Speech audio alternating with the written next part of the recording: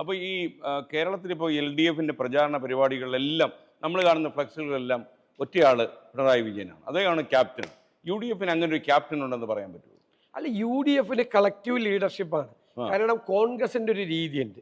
കോൺഗ്രസ് കഴിഞ്ഞ കുറേ വർഷങ്ങളായി മുഖ്യമന്ത്രി സ്ഥാനാർത്ഥിയെ പ്രഖ്യാപിക്കാറില്ല തെരഞ്ഞെടുപ്പിന് മുമ്പ്. വിവാദത്തിൽ നിങ്ങൾ തലവെച്ചോ? അല്ല, കർണാടകത്തിലെ ആ വിവാദത്തിൽ നിങ്ങൾ തലവെച്ചോ? ഇല്ലില്ല. ആ കർണാടകത്തിലെ ഉജ്ജ്വലമായ വിജയം ഞങ്ങൾ നേടി, തെലങ്കാനയിൽ വലിയ വിജയം നേടി. അവിടെയൊന്നും മുഖ്യമന്ത്രി സ്ഥാനാർത്ഥിയെ പ്രഖ്യാപിച്ചിട്ടല്ല ചെയ്തത്. ജയിച്ചു വന്നപ്പോൾ സിദ്ധരാമയ്യ മുഖ്യമന്ത്രിയായി, അപ്പുറത്ത് രേവന്ത് റെഡ്ഡി മുഖ്യമന്ത്രിയായി. അത് കോൺഗ്രസിൻ്റെ ഒരു രീതിയാണ്. അത് കരുണാകരനും ആന്റണിയും ഉള്ള കാലത്തും ആന്റണിയും ഉമ്മൻചാണ്ടി രമേശുള്ള കാലത്തൊക്കെ അങ്ങനെ തന്നെയാണ് ഒരു രീതി. CPMൽ ഇപ്പോഴല്ലേ ഇത് വന്നത്? 2006 ഇതല്ലായിരുന്നല്ല സ്ഥിതി.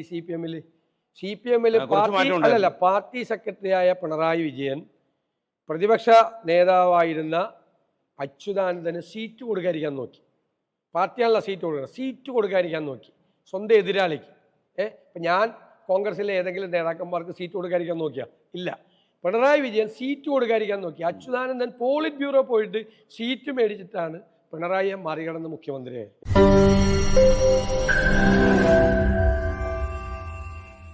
ലോകത്തെവിടെയായാലും ഏത് സമയത്തും 24 വാർത്തകളും ഓഗ്മെന്റഡ് റിയാലിറ്റി പാക്കേജുകളും എക്സ്പ്ലെയിനറുകളും വിശദമായി കാണാൻ ഞങ്ങളുടെ YouTube ചാനൽ നിങ്ങൾക്ക് സബ്സ്ക്രൈബ് ചെയ്യാം.